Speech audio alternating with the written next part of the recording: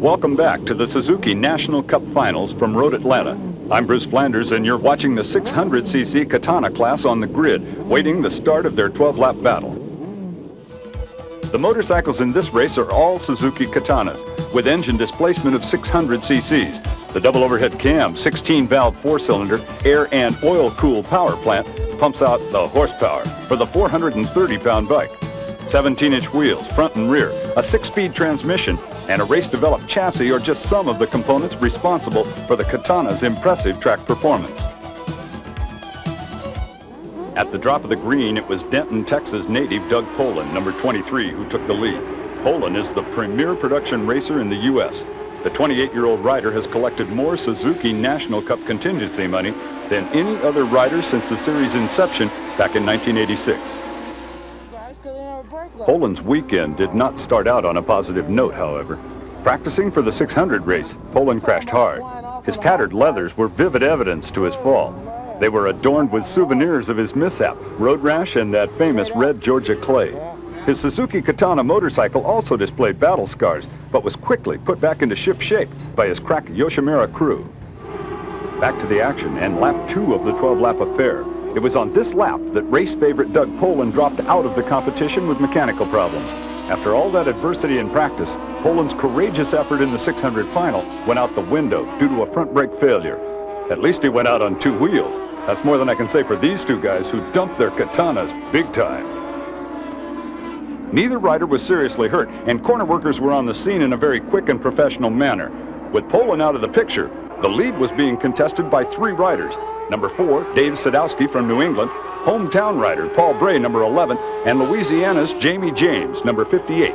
Lap after lap, these 3 substantiated the Suzuki Cup founding fathers' premise that equal machinery breeds tight competitive racing. At the halfway point, it became obvious that Sadowski was hooked up. The veteran rider began to slowly ease away from Bray and James, little by little, lap after lap.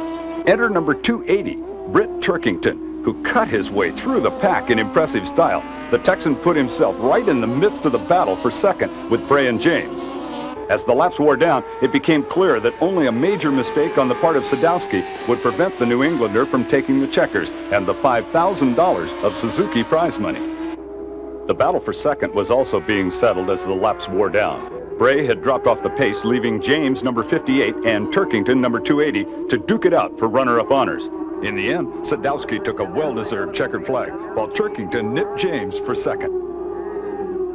The top 5 finishers looked like this: Sadowski first, Turkington second, James third, Paul Bray held on to fourth, and Georgia's Scott Russell rounded out the top 5.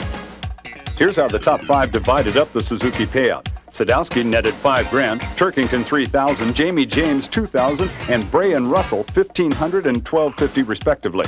A total of $20,000 went out from 1st to 20th. Sadowski was a very happy man after taking the checkered flag. He had come so close the previous 2 years, but this win marked his first ever victory in the Suzuki National Cup Series finale. Sadowski was in such a good mood on the cool-off lap that he offered a stricken Doug Poland a ride back to the pits. It may not have been comfortable, but it sure beats walking. In the winner's circle, Sadowski talked about his early race battle with longtime rival Jamie James and his elation after finally winning one of the big ones.